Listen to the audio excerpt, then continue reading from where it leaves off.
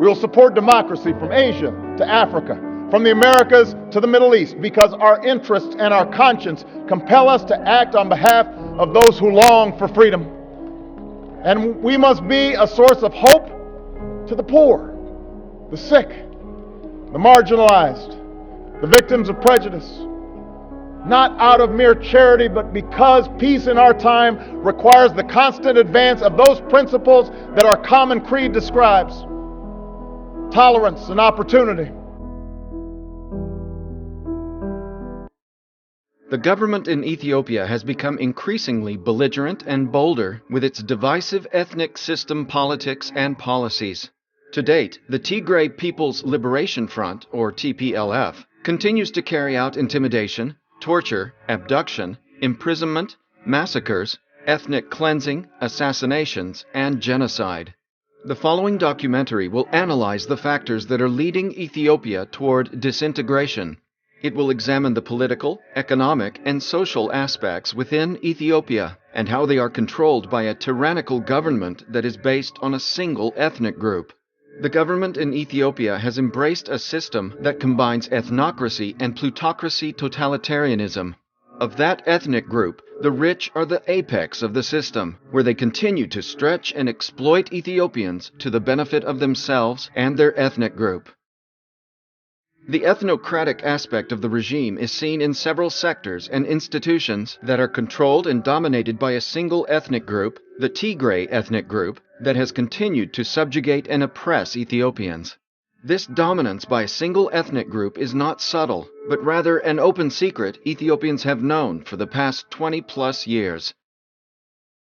The plutocratic aspect of the regime is that many of those in power have built wealth by controlling and exploiting the sources of money that enter and leave the country. Whether those sources are federal foreign aid or the investments of private individuals, officials of the regime coerce, intimidate, and threaten investors with arrest if they do not get shares or derive some profit. For a number of years, Ethiopia has been consistently ranked among failed states. According to organizations such as Fund for Peace, Ethiopia has been included in the critical or warning categories of the fund's Fragile States Index for the past several years. This is corroborated by the results of the long-term analysis of the U.S. National Intelligence Council, which placed Ethiopia among the 15 states that will become virtual failed states. Neighboring Somalia is the best example of a failed state in which everything has disintegrated because of years of inter-clan animosity and conflicts. The United States must take into consideration the obvious signs and immediately take action against the Tigray government, or else usher in the inevitable disintegration of the country with its support, which in turn will present opportunities for terrorist groups to seize control. With the TPLF government in power, Ethiopia is heading toward a full-fledged terrorist state, and should the United States choose to support the government, it would run the risk of undermining its own interests. Afghanistan, Syria, Iraq, and Somalia can be cited as states in which terrorists have taken advantage of the disintegration by seizing the opportunity to launch and create hubs, and like these countries, Ethiopia could become a potential hub for terrorists when it disintegrates. If this is not immediately addressed, there's a high probability that Ethiopia might disintegrate. Ethiopia must democratize immediately, or it will become a failed state, much like Somalia, Syria, and Iraq, and it'll be 10 times as chaotic because there are many different ethnic groups with different religions and political ideologies. In other words, unlike Syria and Iraq, where 2 or 3 ideologies are in competition, in the case of Ethiopia, it would mean at least a minimum of 10 ideologies with hundreds of armed groups fighting for their interests. To give a deeper perspective, the major points of conflict that can lead to disintegration will be presented. In addition, what Western countries, particularly the United States, can do to prevent Ethiopia from becoming a failed state will be discussed.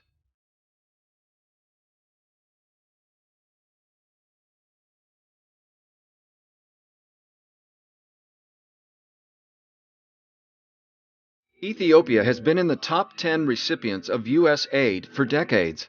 According to the DAC, Ethiopia has been the 5th largest recipient of DAC donor humanitarian aid over the last 10 years, accounting for 19 billion US dollars, or 23.5% of the total allocated to specific countries. According to Index Mundi, a website that collects data and statistics from multiple sources, in the past 20 years, the Tigray government has received an estimated $40 billion plus in assistance. In 2008 alone, Ethiopia received $829 million in official development assistance, and in 2012, Ethiopia was the recipient of $707 million. Many of the funds given in the form of aid end up in two places. One is the Endowment Fund for the Rehabilitation of Tigray, or EFFORT. This corporation is the biggest corporation in terms of revenue and assets within Ethiopia. The other place is in offshore accounts kept in private banks in the names of children of TPLF politicians. In addition to ceasing funding, there must also be an investigation of EFFORT. This can be confirmed by the Global Financial Integrity Report, which has stated that Ethiopia lost $11.7 billion in illicit financial outflows between 2000 and 2009. The so-called aid is funding genocide, torture, imprisonments, and ethnic cleansing. In 2013, the World Bank had attempted to hold an investigation on why its funding program, affecting thousands of people, relocated to make way for agriculture investors. There must be an investigation of assets owned by TPLF businesses within Western and Eastern Asian countries. Many of these assets are often placed in the names of their children so that they're not traceable to them.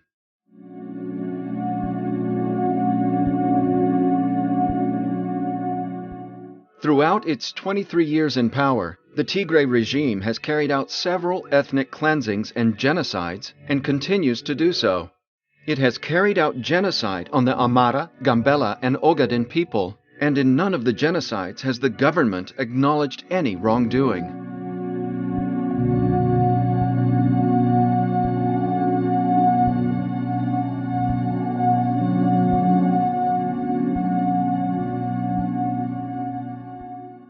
Since the early 1990s to the present, the Amharas have been cleansed from Goraferda, Shoa, Jijiga, Wolkite, Humera, Gambela, and many other areas.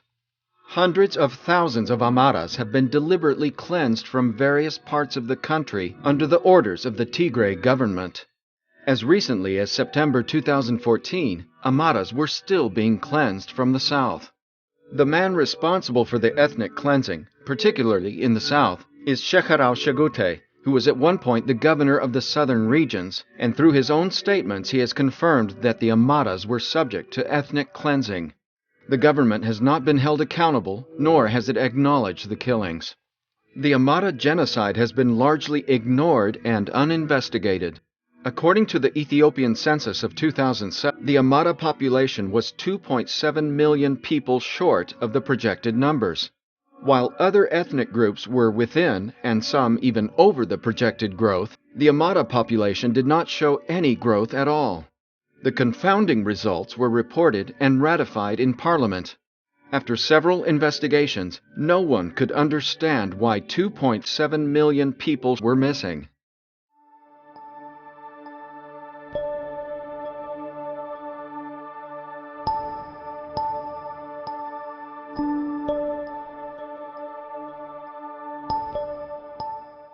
In 2003, the Tigray government committed genocide against the Anuak, killing 400 people and scattering thousands of people from their villages. The attacks were carried out among more than a dozen villages, where women and children were victims of the attack. These are pictures of people from Gambela, Ethiopia. It was in response to what human rights organizations say was the government-led slaughter of hundreds of people from the Anuak tribe in 2003. Today, there are still thousands of people who fled Gambela for Sudan living in refugee sites. Many of the children are orphans. Some who surviving Anuaks say saw their parents killed before their eyes. The government had no reason to kill them because they never did anything. And the government just came in and killed men and boys and raped women and girls, and that's what happened in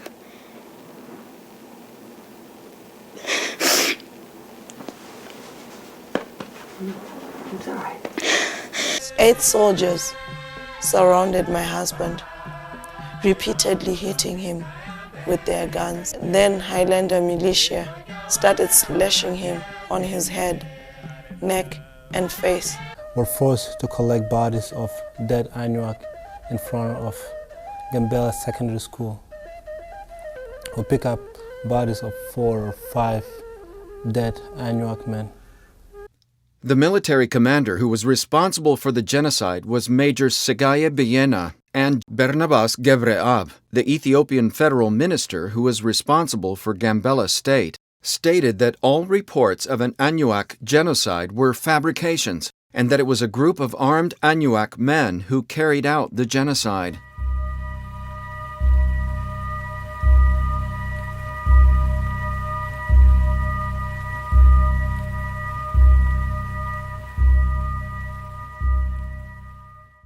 In 2007, the Tigray government once again carried out genocide, but this time against the Ogaden people in the towns of Fik, Kore, Gode, Wardahir, and Dahagabur. The government went from village to village, torturing, raping, and killing women and children. Look at my hand. These are bullet shots by the Ethiopian military. While I did not commit any crimes to deserve these, I was an innocent civilian. I have more bullet wounds on other parts of my body. This on my back is another wound. I was an innocent civilian, a camel herder. It was about 2 p.m. when they shot me in the head, but fortunately the bullet hit me through the side. Look at this long scar on my cheek. It is a gunshot wound, now healed.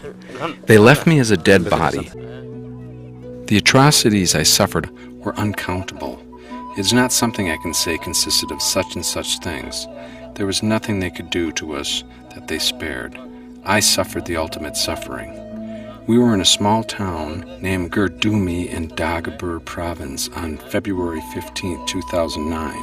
When the army arrived, they started firing upon us indiscriminately and without asking any questions. It's the bullet that has done this to me. My teeth, mouth, all of this. It came in right here, went through my mouth and out here. They left me for dead.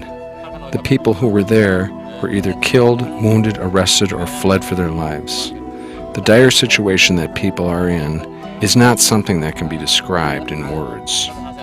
Only those experienced it know. Here are some more stories of torture of Ogaden women in Ethiopia by Malez Zenawi's troops. They detained and divided us into different detention locations. Soldiers who attacked us were the federal police who came from Addis Ababa. The interrogators were also from Addis Ababa. I was in the central prison in Chigchiga with many other women. We had suffered continuous torture, rape, and strangulation. Soldiers put blankets on prisoners' heads with hot pepper chili smoke and rubbed it into their eyes. In some situations, they forced prisoners to drink salt water. They tied our legs with large wooden bars with heads down like bats. They used to throw us in water pools and suffocate us with plastic bags. They tortured men in shocking and inhumane methods. The regime's reason for massacring the people was in the interest of oil in the Abole region.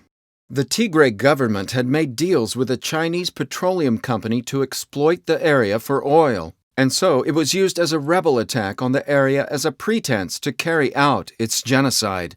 Recently, an opposition media, Ethiopian Satellite Television, or ESAT, released a leaked video of a massacre of the Ogaden. In the video, several dead bodies are seen.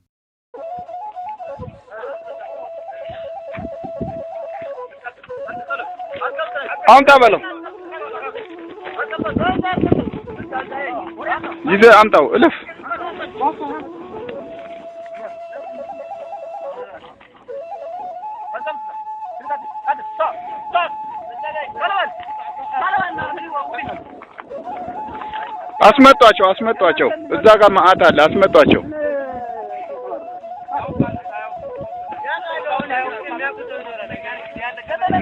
ወንድሙ አለ ከዚህ ውስጥ ያውቃል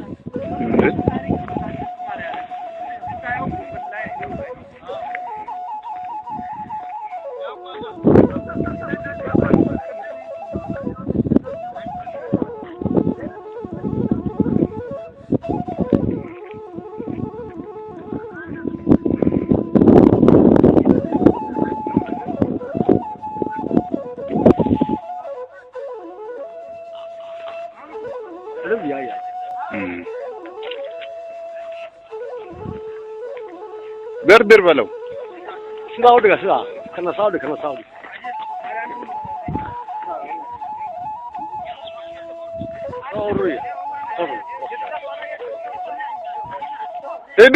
ሂዱ አምጡ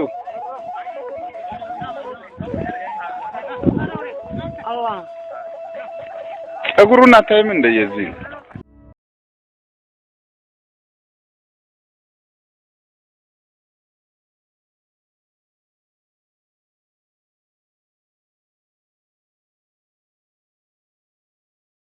Many of those arrested were arrested under the bogus Terrorism Act that the government concocted to justify its imprisonments, tortures, and harassments. Some prominent jailed journalists include Rayot Alemu, Eskinder Nega, and Temesgen Desalegn.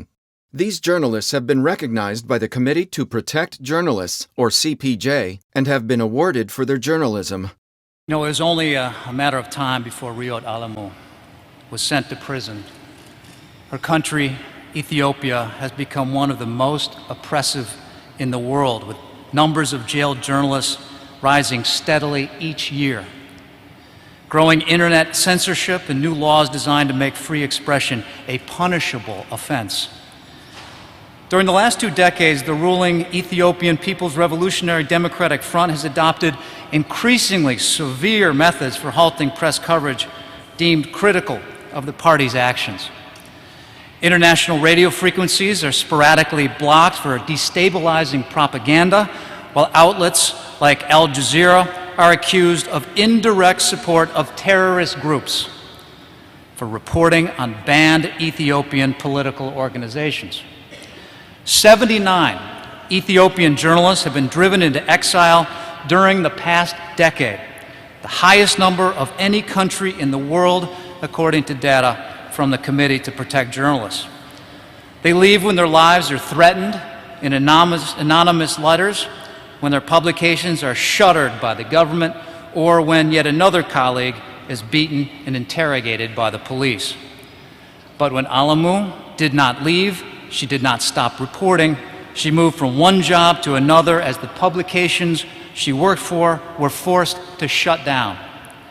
As a columnist at Fatah, her colleagues say she received threatening phone calls telling her to stop her critical reporting. When she refused, she faced slander in government-controlled media. In the days before she was arrested, Alemu published investigative stories on the government's controversial funding of a dam project.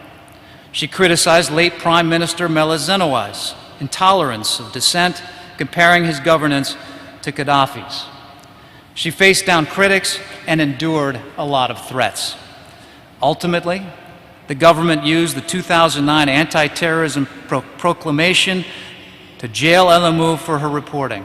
And under this law, anyone said to provide moral support to what the government calls terrorist groups, including opposition political parties and some independent media outlets, faces up to 20 years in prison. Alemu is now in her second year of a 5-year sentence, branded as a messenger of terrorists. She is being kept at a notoriously ill-maintained prison on the outskirts of Addis Ababa, where rodents infest the cells and where prisoners of conscience share quarters with those convicted of violent crimes. Early in her prison term, Alemu was offered freedom in exchange for an admission of guilt and information about her journalistic colleagues.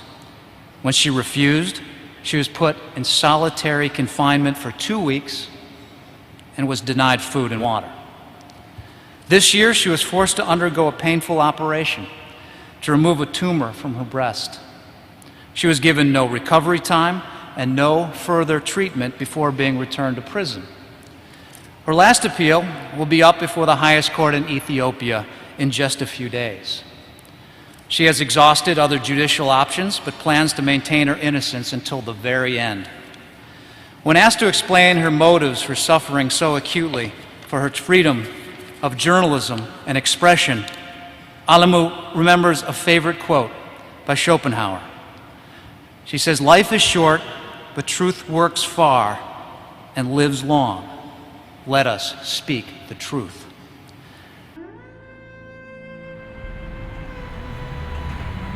እስክንድር ጋር በቃ ከመጨረሻው ቀን ስንብት በኋላ ተገናኘችም አላውቅም ታየችም አላውቅም መንገዱም የለም። ለእስክንድር ነው አሁን መልእክት ማስተላለፈው። አንተ ብታልፍም ራእይህ አያልፍም። ለህዝብ ለሀገር ኢትዮጵያ ውስጥ ዲሞክራሲ ሀሳብን በነጻነት የመግለጽ መብት እንዲከበር ነው መስዋዕት የሆንከው። መስዋዕትነትህ ዋጋ አለው። መስዋዕትነትህ ዋጋ አለው። በርታ ነው የምለው በቃ።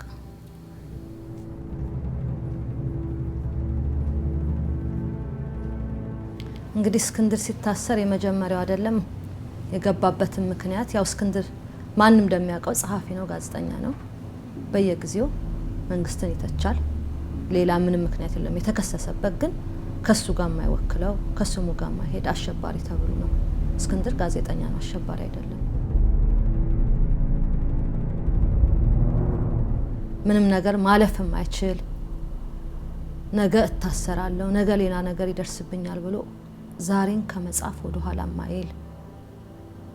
ከዛሬ 7 ዓመት በፊት እርግጥ ነው እስር ቤት አብረን ነበርን። አብረንነት ያዝ ነው ወደ ማዕከላዊ እስር ቤት ይዘውን ሄዱ አንድ ላይ። እርጉዝ ነበርኩ። እርጉዝም ሆኔን አላውቅም ነበረ። እዛ ከገባው ቼክ አፕ አድርጌ ነው እርጉዝ መሆኔን የሚያወቅኩት። እስር ቤት ውስጥ እርጉዝ መሆን በጣም ከባድ ነው። ከስሩ በላይ በጣም ትልቅ ሸክም ነው።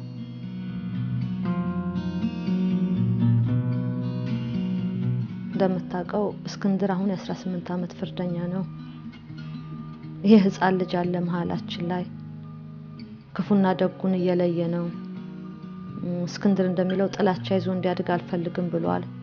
የልጁም ጭንቅላት በጣም እየተጎዳ ነው። እንደ ልጅ አይደለም የሚያስበው፣ እንደ ልጅ አይደለም የሚጫወተው። ከሰኞ እስከ ዓርብ ትምህርት ቤት ያሳልፋል። ቅዳሜና እሁድ አባቱ ጋር ቃሊቲ ይውላል። ከዛ ሲመለስ ከህፃናቶች ጋር ተጫውቶ ስትለው የልጅ ጨዋታ ያቅም። እስክንድርም በቃ አንቺ እኔን የምትደግፊኝ ከሆነ ከጎን ነኝ የምትይ ከሆነ አደራ ልበልሽ ልጄን ከቁም ነገር አድርሽልኝ። በቃ የኔ ነገር ጊዜው ሊረዝም ሊያጥርም ይችላል የምወጣበት፣ ልጄን ግን አደራ። እኔም መተኛት አቅቶኛል። የመጣ ሲጠይቀኝ ሁሌ ሰቀቀን ውስጥ ገባለሁ። አምነስቲ በተደጋጋሚ ኢትዮጵያ ውስጥ ስለሚካሄደው የሰብአዊ መብት ገፈፋ፣ ስለ ጋዜጠኞች መታሰር ዛሬ ውጤት አላመጣም፣ ነገ ውጤት አላመጣም አይደለም፣ ውጤት ያመጣል። በርቱ፣ ጠንክሩ። ኢትዮጵያ ላይ ያላችሁ ትኩረት አሁን የሚቀጥል ነው ምለው። ሌሎችም የታሰሩ እንደ እስክንድር አይነት ሌሎችም ጋዜጠኞች ላይ የምታረጉትን ነገር ይቀጥል። ጥረታችን ውጤት አላመጣም አትበሉ፣ ተስፋ አትቁረጡ፣ ውጤት ያመጣል። በርቱ ነው ምለው።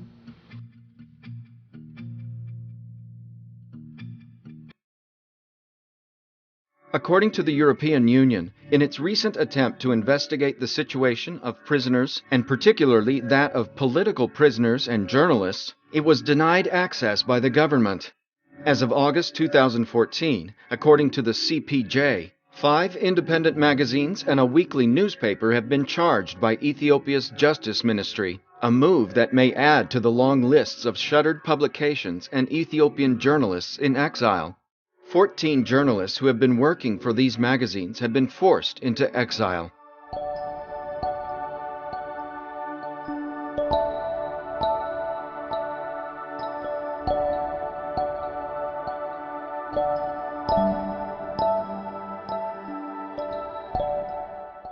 Since its guerrilla days, the TPLF has wanted to control the Ethiopian Orthodox Church.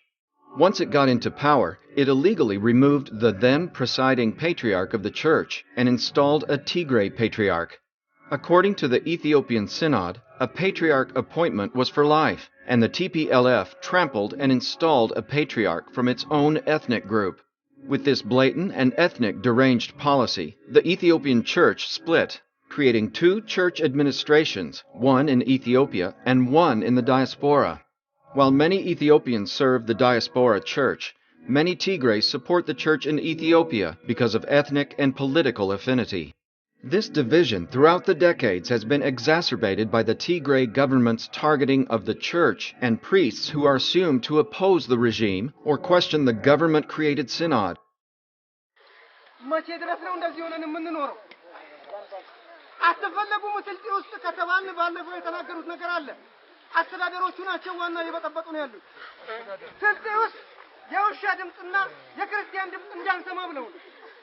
ይሄን ካሉን ለምን ቦታ አይሰጡም?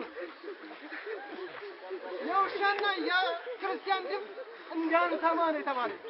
ከተባልን በስነ ስርዓት ለምን አውጥተው ሌላ ቦታ አውጡን?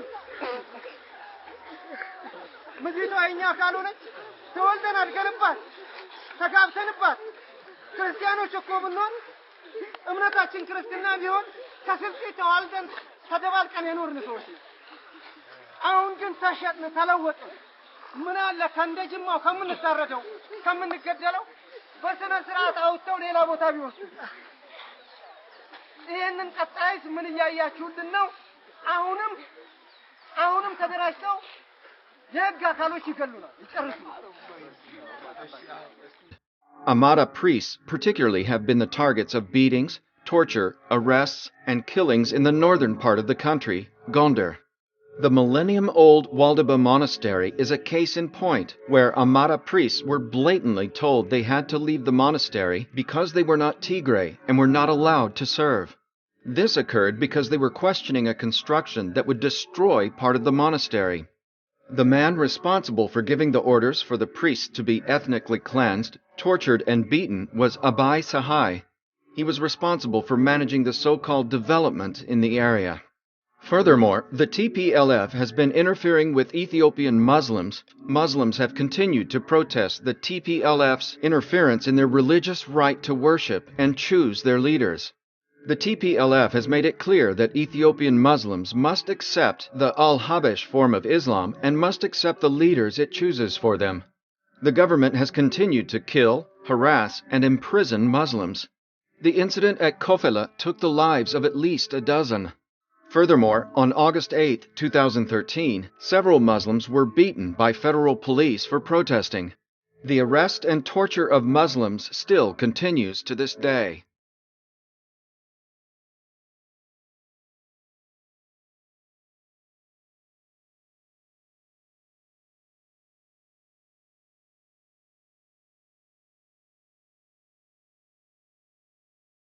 Tens of thousands of Ethiopians have left their country due to religious and political persecution. These refugees take dangerous routes to leave for a better life. Tens of thousands have died over the years trying to make it to Europe over the Mediterranean Sea, and others take the Red Sea route to make it into the Middle East through Yemen, while still others go through Kenya and other Eastern African countries to get into South Africa. According to UNHCR, 103,000 Africans reached Yemen in 2011, and among them were 75,000 Ethiopians. Tens of thousands are leaving to go to neighboring Kenya as well. 83 Ethiopian nationals are being held at Buruburu police station for being in the country illegally. The suspects were arrested last evening at a house in Phase 8. Police in Kitengela have arrested 25 aliens of Ethiopian origin who are found hiding in areas near Valley Estate. 23 Ethiopian aliens were today brought before the Madaraka law courts. So they were arrested yesterday in Githurai. They have been fined 50,000 shillings each or 1 year in jail.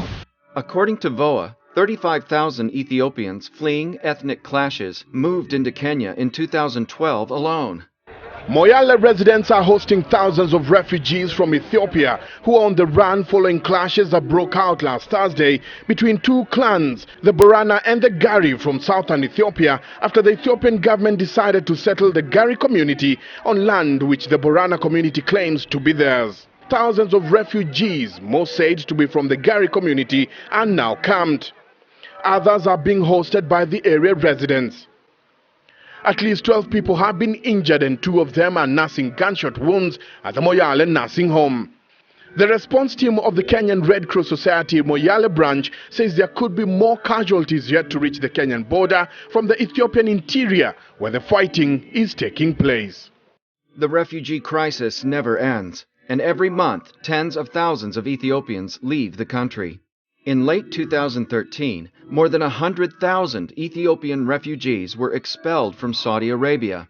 During the crackdown, several thousand Ethiopians were killed or missing. Nearly 160,000 Ethiopian women went to work in the Saudi kingdom in the year to July, a tenfold jump on the previous 12 months.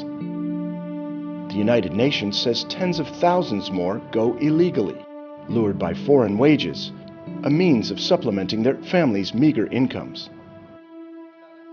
But for Zaini, the escape route out of poverty didn't go to plan. After 3 months, she returned home. She'd suffered beatings, was threatened with a knife, and was denied wages. First of all, it's important to know how reliant most Saudi households are on domestic workers. Almost every household has a woman from Indonesia, Ethiopia, the Philippines, living and working in their home. We've documented a range of abuses. It's very common that women are often working from morning till night, 16 to 18 hours a day, 7 days a week. Many cases of unpaid wages, cases of forced confinement in the workplace, and in some cases, sexual and physical abuse.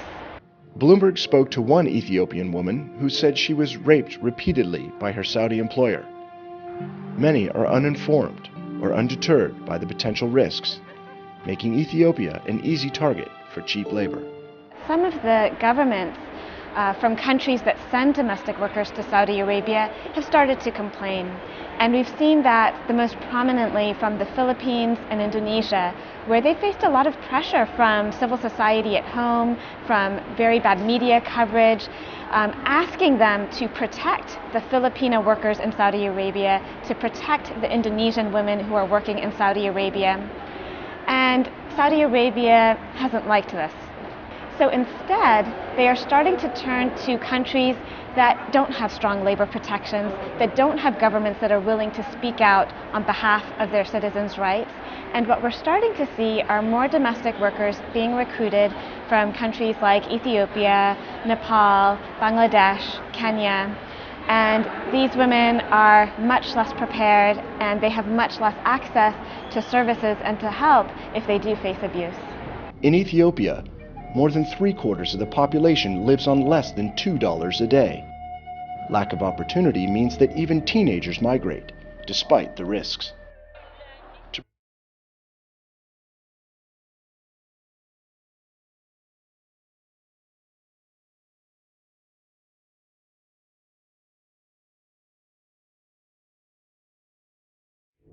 Tens of thousands of farmers have been removed from their own land illegally to make way for foreign corporations. The Gambela people particularly have been victims of the regime under the guise of development. Much of the land on offer is in the region of Gambela, located in the southwest of Ethiopia.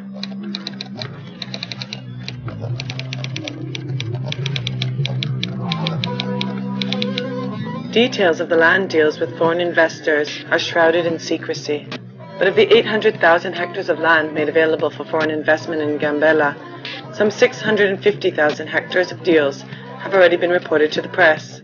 The greatest interest has been from Indian and Saudi investors, eager for cheap farmland to feed their growing populations. The drive behind land grabbing is not to feed the world, it's about to get control of land. It's about making money. It's about privatization of land. It's about big investment companies, especially from the finance sector, pension funds, banks, who have come to realize, after the financial crisis, that land is actually a good commodity to invest in. Meet the players in Gambela. Syed Ramakrishna Karaturi of Karaturi Global, the poster boy for the land grab in Ethiopia. Karaturi is a cut flower company from India with ambitions to become the world's leading food producer. Ethiopian Saudi tycoon billionaire Sheikh Mohammed Hussein Al Ahmoudi of the Saudi Star Agricultural Development Company. He plans to develop more than 250,000 hectares of rice and other crops to export to Saudi Arabia as part of the Saudi Kingdom's food security initiative. Ruchi Soya, one of India's largest edible oil companies, currently expanding into overseas soybean production with 50,000 hectares. Because of the food crisis, a number of countries who were totally dependent on imports, but having a lot of cash, such as the Gulf states, realized that they couldn't rely on the market anymore. The Confederation of Potato Seed Farmers, a group of large-scale Punjabi potato farmers from India, acquiring land overseas to produce for export to India. 50,000 hectares. Large tracts of land have also been given to Ethiopian investors coming from other parts of the country. Yet while the government claims the areas leased out to foreign companies are wastelands that are not being used, the government and investors stress that the relocation of tens of thousands of people in rural areas has been voluntary and that it's been carried out to improve their way of life. In reality, however, the government has been forcefully removing them to give away their land to investors. The farmers have not been compensated whatsoever and have become homeless. The identities of those interviewed have been disguised for their own safety.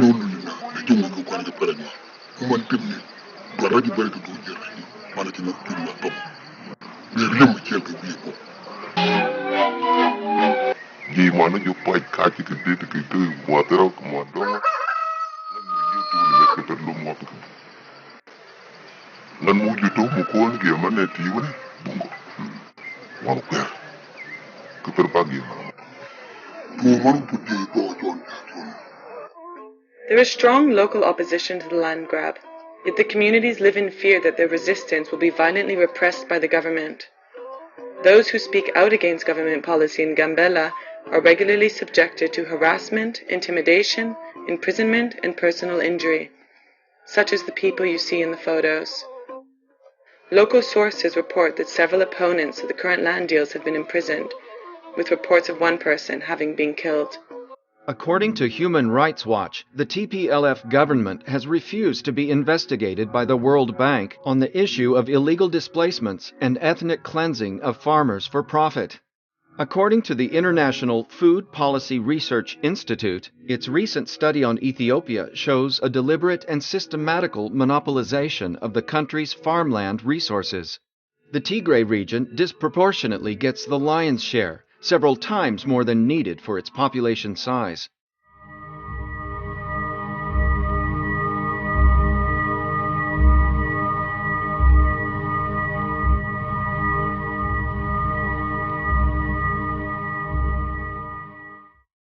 The Ethiopian military and intelligence are controlled and are being run by a single ethnic group. Almost all of the high-ranking generals and officials are from the Tigray ethnic group. One study looked into the ethnic composition of the military officials of past regimes, such as Derg and Haile Selassie I, and compared and contrasted them with the current regime. The findings concluded that while the past two regimes were very representative of various ethnic groups within the military brass positions, the current military is practically made up of a single ethnic group comprising 95% of the top military leadership positions.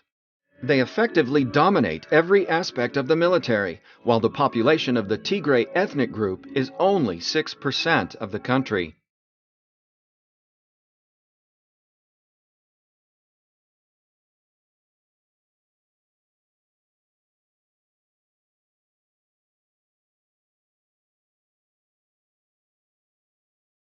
According to the Global Integrity Report, the judiciary system has long been plagued with corruption and unjust rules imposed on it by the TPLF governments. Judges do not rule based on the law and its system, but based on political affinity, interest, profits, and intimidation from TPLF officials. The Global Integrity Report classifies Ethiopia's judiciary as being very weak. The judiciary is simply an appendage of the ruling party that exercises exclusive control over its budget to manipulate the administration of courts.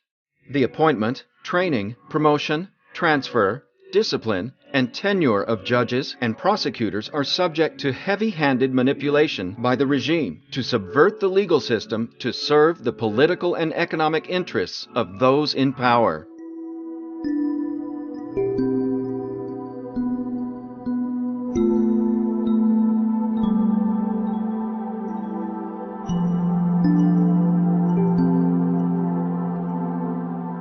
Thus, what are the U.S. interests?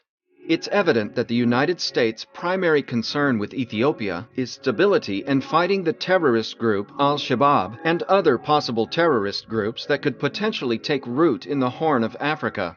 To protect this interest, the United States has continued to deliberately ignore gross human rights violations in Ethiopia. In fact, instead of condemning and taking any meaningful action toward the government, the United States has actually supported the Tigray government financially and politically, despite its full knowledge that the Tigray government has been carrying out genocide. In fact, it has a military base within Ethiopia where soldiers are trained to carry out the government's atrocities. The relevant question, however, is how long can the United States keep using its interest as an excuse to deliberately ignore human rights? Ethiopia today is at a crossroad, and the future of the country is ever looking bleak. As repeatedly emphasized earlier, we're heading to a fully fledged, failed state resembling that of Somalia, Syria, and Iraq. This is because the tension and conflict within Ethiopia have reached a boiling point where a simple spark could instigate chaos. Conflict and tension revolving around ethnicity, religion, and politics are very high. This is because the Tigray government, since its inception, has made sure to destroy the very fabric of Ethiopian society, which was based on religious and ethnic tolerance and understanding. This old Ethiopian tolerance and understanding has become eroded to the point where it is now non-existent. There is no balance. The present Ethiopia is rife with hate rhetoric and ideology, especially among the major groups. There is interreligious tension, as well as tension between religious groups themselves.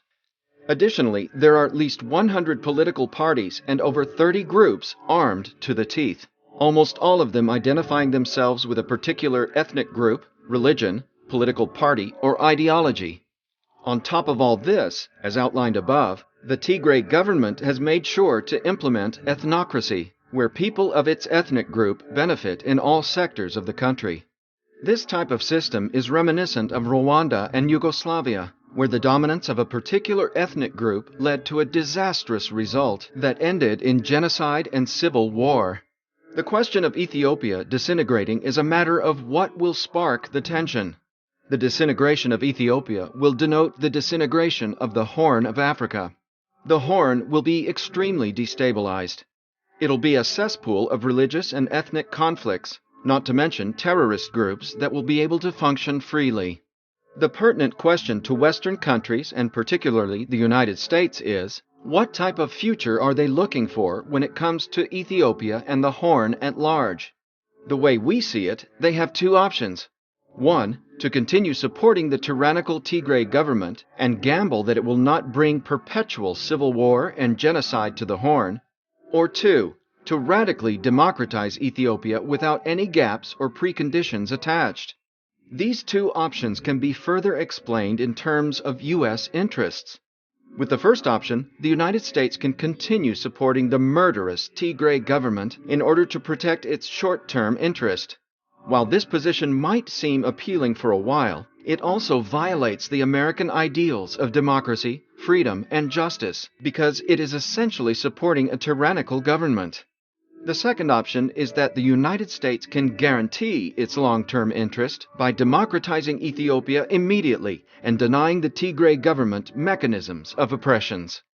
Should the United States choose option number one, Ethiopia's disintegration will not only cause regional instability, it will also become a breeding ground for terrorists because the instability will be conducive for terrorist groups to operate freely. The United States has no option but to confront the TPLF government in order to preserve its future interests. For the past 20 years, the Tigray government has led Ethiopia into a social, economic, and religious disaster.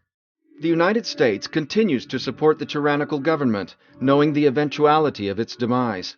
Neighboring countries such as Somalia and South Sudan are already unstable and plagued with ethnic and religious wars.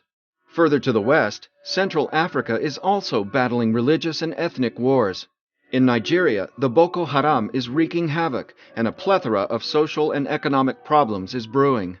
What the United States must understand is that Ethiopia is a country with an estimated population of 90 million, and with such a number, the potential for civil wars and genocides is very high.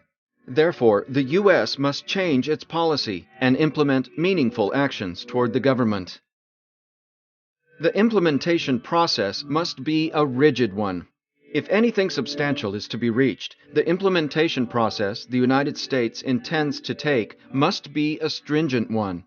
It must be an action plan that shows the TPLF government that it means business. The usual or casual diplomatic approach of reprimanding and offering empty, baseless statements will not cut it. Western countries, and particularly the United States, have always offered lip service disregarding the atrocities carried out by the Tigray government. Therefore, not only a strong message must be sent, but it must also be tangibly implemented. The TPLF has repeatedly shown its unwillingness to cooperate with any authority. Various organizations such as the European Union, World Bank, Human Rights Watch, and many others have attempted to persuade the Tigray government to cooperate, but to no avail. Therefore, the United States must send a stronger message than any that the World Bank, EU, and Human Rights Watch communicated. There must be a precondition that the United States must set first.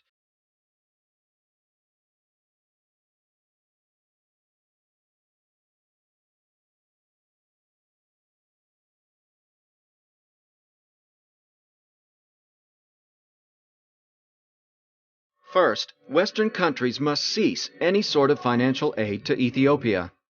Secondly, the United States must investigate ethnic cleansings of the Amhara people from the south, southwestern, and eastern parts of the country. Third, the United States must investigate the Amhara, Gambela or Anuak, and Ogaden genocides. These three are specific genocides that have been carried out.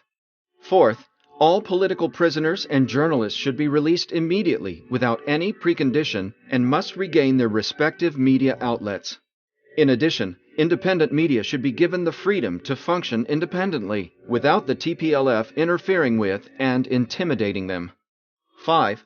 The TPLF government must stop interfering in religious groups and respect the Constitution. The Ethiopian refugee crisis should be recognized and be accepted by the United States. 6.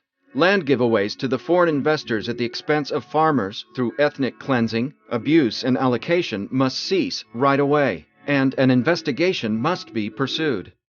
7. The Ethiopian military must be representative and not comprised of a single ethnic group. And 8.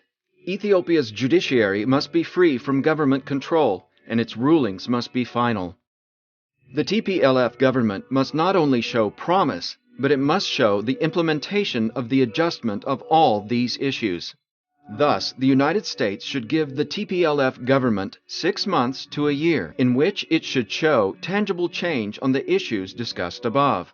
During the 6-month period, the United States should keep its distance and scrutinize activities to ensure that the preconditions are being met. If the Tigray government does not show efforts toward making any of the proposed changes, the United States must levy the following sanctions. TPLF officials involved in the above-mentioned genocides, ethnic cleansings, and war crimes should be targets of the following. 1. Levying of economic sanctions. 2. Freezing of the assets of TPLF officials. 3. Instituting a travel ban on TPLF officials. 4. Cutting diplomatic ties. And 5. Cutting financial aid. In summary, these implementations are feasible and well within the power of the U.S. government. It must understand that a radical democratization is key here because the U.S. does not have the luxury because time is of the essence. Meager statements and bogus discussions and ineffective policies or sanctions are not going to cut it. The casual statement, "We are deeply concerned," makes a mockery of U.S. ideals and the position it professes to stand for. Presently, the Swedish international criminal investigators have set out grounds to prosecute top Ethiopian government officials to the ICC. This is an effort that should be applauded, and the United States should follow Sweden's example. Should the U.S. continue its silence, history will judge its policies of inaction and indifference in the face of great injustice carried out on the Ethiopian people.